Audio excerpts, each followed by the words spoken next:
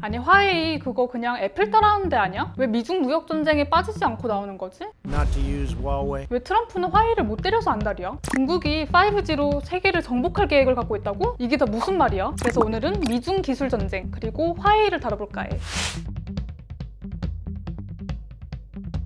State Department will impose visa restrictions on certain employees. Technology companies like Huawei. 미국이 화웨이의 일부 직원 비자를 제한했대. 그리고 중국은 여기에 반발했고, 그리고 이 직전에는 영국이 화웨이 5G 장비를 사용할 수 없도록 했어. 그래서 파이브 아이즈라고 정보기관끼리 정보 공유를 하는 미국 중심의 국제동맹이 있는데 이 5개 나라 중에서 캐나다만 빼고 다 화웨이를 퇴출시키기로 했어. 사실 화웨이 왕따시키기는 미국이 주도하고 있어. 딱 봐도 알겠지? 이런 화웨이 때리기 역사는 몇 년 전으로 거슬러 올라가는데 일단 이건 나중에 얘기하고 본격적인 때리기는 2018년부터 시작됐어. 처음엔 미국이 스타트를 끊었지. 자기네 정부기관들이 화웨이 기술을 사용할 수 없도록 한 거야. 그 다음엔 화웨이 창업자 딸을 캐나다에서 스파이 혐의로 아예 체포를 하기도 했지. 급기야 작년에는 화웨이를 수출 통제 블랙리스트에 올리기도 했어. 왜 그렇게까지 화웨이를 때리고 있는지 설명을 해줄게. 화웨이 창업자 런정페이는 원래 중국 인민해방군 장교 출신이야. 1987년 선전에 화웨이를 창립했어. 화웨이는 이름부터가 중국을 위하여야. 이름부터 되게 중국봉스럽지? 펄럭펄럭. 사실 런정페이는 마오쩌둥 사상에 되게 심취했었대.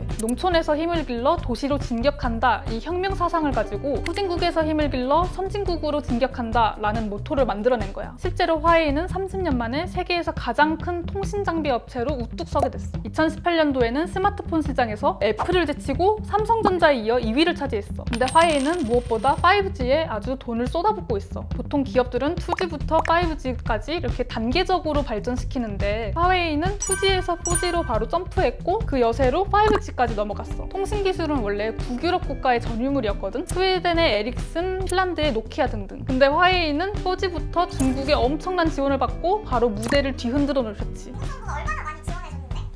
작년에 중국 정부가 화웨이에 20년 동안 87조 원을 줬다라는 보도가 나오기도 했어. 여기에 화웨이는 사실 무근이다 라고 얘기했는데 사실 모르는 일이지.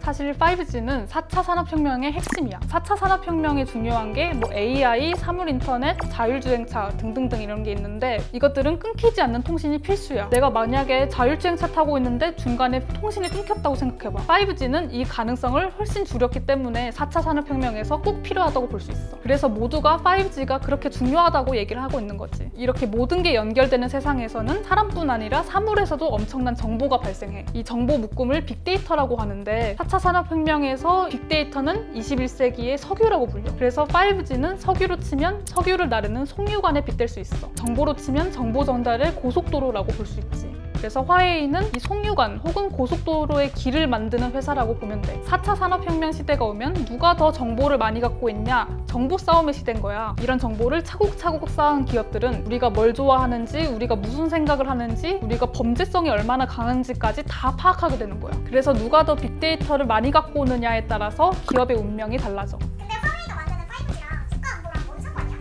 화웨이가 인공지능, 빅데이터 등 21세기 기술을 통해서 안보를 빼갈 수 있다 이런 의혹을 받고 있는 건데 화웨이가 송유관을 만드는 기업이라고 했잖아. 근데 중간에 송유관을 깨트려서 석유를 훔쳐간다고 생각해봐. 미국이 우려하는 게 딱 그거야. 사실 미국은 화웨이를 중국 정부 혹은 공산당의 소속이다 이렇게 보고 있어. 그래서 화웨이 창립자 딸이 기소됐을 때도 혐의는 미국 테크놀로지 기업의 기술을 빼간다 이거야. 아까 말했잖아. 창업자가 중국 인민해방군 출신이라고. 2010년에 미국 국방부의 보고서를 보면 화웨이 등 중국 IT 회사는 중국 인민해방군과 밀접한 관계를 맺고 있다 이렇게 얘기하고 있어. 미국 하원정보위원회도 2012년에 보고서를 냈는데 화웨이는 미국의 적국을 돕는 중국 공산당의 수족이다 이렇게 적혀 있어. 그럼 단순히 국가 안보를 강화하려고 이렇게 화웨이를 때리는 건가? 아니지. 사실은 4차 산업혁명에 앞서서 기술 패권, 주도권 싸움을 미국과 중국이 하고 있다고 보면 돼. 아까 5G는 하나의 길이라고 했잖아. 고속도로. 그러니까 이거는 사실상 전제 조건일 뿐이지 메인은 아니야. 더 큰 목표는 중국 제조 2025 프로젝트인데 이 프로젝트는 뭐냐면 2025년까지 전기차, 반도체, 로봇 등 중국이 10개 하이테크놀로지 분야에서 글로벌 강대국이 되겠다라는 얘기야. 그러니까 이거는 아까 말했던 것처럼 단순 안보 싸움이 아니라 아예 패권 싸움인 거지. 그럼 4차 산업혁명 시대를 누가 주도하느냐의 싸움이네. 맞아. 지금 중국이 미국을 따라오고 있으니까 미국 입장에서는 무서운 거야. 중국은 2001년에만 해도 미국 경제의 12%에 불과했거든. 근데 15년 만에 60%로 껑충 뛴 거야. 전문가들은 2030년에는 중국이 아예 미국을 추월할 거다라고 보고 있어. 옛날에는 전 세계가 아메리칸 드림을 외쳤다면 이제는 중국이 중국몽을 외치도록 하려고 하는 거지. 그럼 화웨이 때리기가 계속되면 우리가 개이득이 붙는 거네. 맞아. 그래서 화웨이랑 경쟁 관계에 있는 삼성전자나 SK하이닉스는 의문의 1승? 근데 만약에 미국이 우리한테 안티 화웨이 동맹을 맺자 이렇게 압박하면 사드 때처럼 중국이 다시 보복할 수 있는 거야. 그래서 고래 싸움에 새우등 터지는 꼴이 되는 거지. 그래서 화웨이 문제는 우리한테 미국을 선택하느냐 중국을 선택하느냐의 문제인 것 같기도 해. 그래서 단순히 결정 내리기에는 어려운 상황인 거지.